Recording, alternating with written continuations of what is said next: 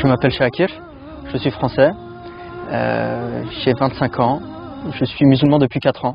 Je me suis converti à l'âge de 21 ans en Égypte. J'ai fait un master en politique de la ville, en sciences politiques à Paris pendant 2 ans. Et là aujourd'hui je fais un autre master en sciences des civilisations à Istanbul. الفرنسي شاكر باحث أكاديمي كان لا يؤمن بدينه. عرف أن من يواظب على الصلاة ويعمل بمقتضاها لا يصيبه القلق. أسلم منذ 4 سنوات ويواصل أبحاثه العلمية بعين جديدة. أريد أن أعرف عن شاكر قبل إسلامه.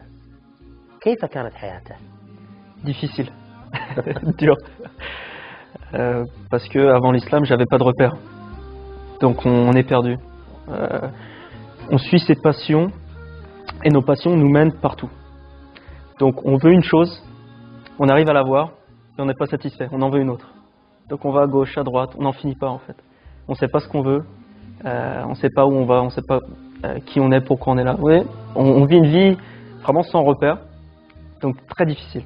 Intérieurement, c'est très difficile d'être stable intérieurement. كان شاكر يعاني من الفراغ الروحي في حياته كما يعاني الكثير من الجهل بالإسلام. لذلك بدأ شاكر بالبحث عما يلبي حاجته ويشبع روحه. أخي شاكر، كنت ملحدا ولا تؤمن بوجود إله لهذا الكون. متى وجدت الله عز وجل؟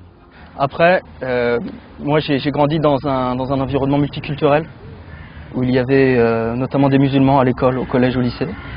Et j'ai notamment beaucoup fraternalisé avec des amis musulmans. Et il y a une étape entre le lycée et l'université, c'est je suis parti au Maroc pendant 3 semaines. Un ami à moi qui était d'origine marocaine m'a invité, on est parti 3 semaines là-bas chez sa famille. Et là-bas j'ai été accueilli comme si j'étais un membre de la famille. Comme s'il me connaissait depuis 10-20 ans, alors que c'était la première fois que je l'ai rencontré. Et je pense qu'il y a eu vraiment un déclic quand je suis allé à l'université. Parce que là j'ai quitté le cercle familial. J'étais seul, j'ai rencontré d'autres personnes. Dans le sens positif du terme, j'ai absolument pas ressenti de traumatisme d'être seul dans un dortoir à l'université, mais on rencontre d'autres gens, on se sent plus libre de lire d'autres livres, peut-être sur l'islam. Et donc c'est à ce moment-là, c'est vraiment la première année à l'université que j'ai commencé à lire sur l'islam. شاكر، كيف كنت ترى الإسلام قبل إسلامك؟ C'est difficile de m'en rappeler, c'est difficile. Comment je voyais l'islam avant ma conversion? Je pense que j'avais une belle perception de l'islam. De la tolérance vis-à-vis de l'islam. Parce que je suis parti en Égypte, je m'intéressais à l'islam, donc j'avais quand même cet intérêt-là. Mais après, je pense qu'il y a beaucoup de choses que je ne comprenais pas. Beaucoup de choses que je ne comprenais pas. Ce besoin de prier 5 fois par jour, par exemple. La relation aux femmes change aussi. De manière positive, on montre plus de respect, on est plus pudique aussi. Et c'est des choses que j'arrivais pas à comprendre avant. Mais c'est pas pour autant que j'avais une mauvaise image de l'islam en tête avant l'islam, avant ma conversion. بعد تخرج شاكر من الجامعة دعاه صديقه إبراهيم الذي أسلم حديثا إلى مصر حيث كان إبراهيم يدرس اللغة العربية هناك. Donc forcément je me posais plus de questions, ça a été vraiment aussi un déclic pour moi cette conversion de me dire voilà il a franchi le pas.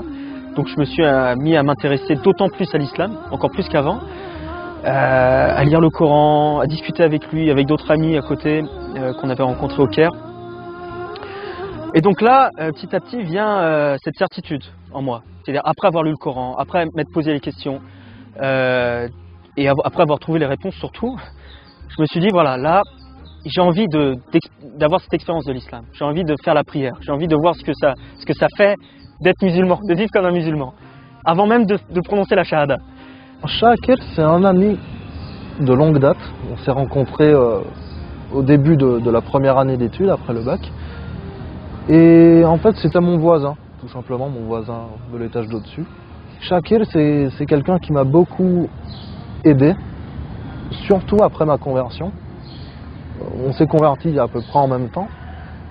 C'est en quelque part un compagnon de route On a appris l'islam ensemble, on a appris les bases ensemble, on a appris à bien faire la prière. في فترة بحثك عن الإسلام وفي هذه الفترة المهمة من حياتك أخي شاكر، متى بدأ اطلاعك على القرآن؟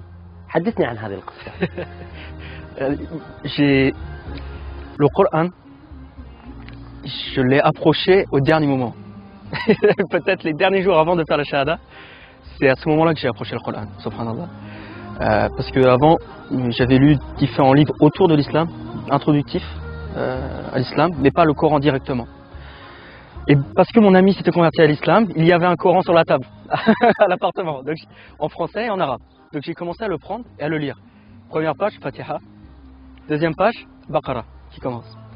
Allah, dans les premiers versets de Surat al-Baqarah, il nous dit, faites la prière, et après la zakat. Et je pose la question à mon ami, je dis, pourquoi? La première, c'est, si Allah a tout, si Allah a besoin de rien, il est suffisant lui-même, pourquoi il nous demande de faire la salat avant de faire la zakat? Pourquoi il nous demande de prier, de le prier, de nous abandonner à lui, avant de donner de l'argent aux pauvres, avant de donner aux pauvres? Il me dit, quand tu es dans un avion, l'avion commence à se cracher, il y a un accident. Tu dois prendre le masque à oxygène. Est-ce que tu le donnes à ton enfant ou à toi avant? Tu le donnes à toi, tu respires, tu respires, et après tu donnes l'oxygène à ton enfant. D'abord, sois bien intérieurement. Ressource-toi. Sois capable de donner aux pauvres avant de donner aux pauvres. كم هو جميل ذلك المعنى الذي طرحه شاكر. فعلا نحن بحاجة إلى الصلاة، نحن بحاجة إلى الإيمان، نحن بحاجة إلى قوة الله سبحانه وتعالى كي نستطيع أن نعبد الله سبحانه وتعالى في الأرض. Donc avant, ça m'a vraiment confirmé ce sentiment que j'avais de faire ma conversion à l'islam. Et après, ça augmente. Plus la foi augmente, plus l'amour pour le Coran augmente. Et malgré le fait qu'on ne comprenne pas l'arabe, ça apaise. Si on le récite sans comprendre, ça apaise. C'est un des miracles du Coran. بأول مرة وقعت عليه عيوني تاليا أحسست فيه كأن سطوره فجر وعطر وقد ضم الحياة بدفتيه. استمرت التساؤلات عند شاكر وهو يقرأ القرآن، فكان يقول: لماذا خلق الله سبحانه وتعالى الإنسان والإنسان هو الذي يفسد في الأرض؟ الإنسان هو سبب الحروب والمشاكل. فكانت الإجابة من الله سبحانه وتعالى. Et après, quelques pages après, les anges posent la question à Allah. Oh Allah, vas-tu créer une créature qui va amener la corruption sur terre? Allah. Et Allah nous dit, je sais alors que vous ne savez pas. Et là, deux choses. En moi, quand j'ai lu ça, déjà j'étais très surpris de savoir que le Coran lui-même parlait de ces questions-là.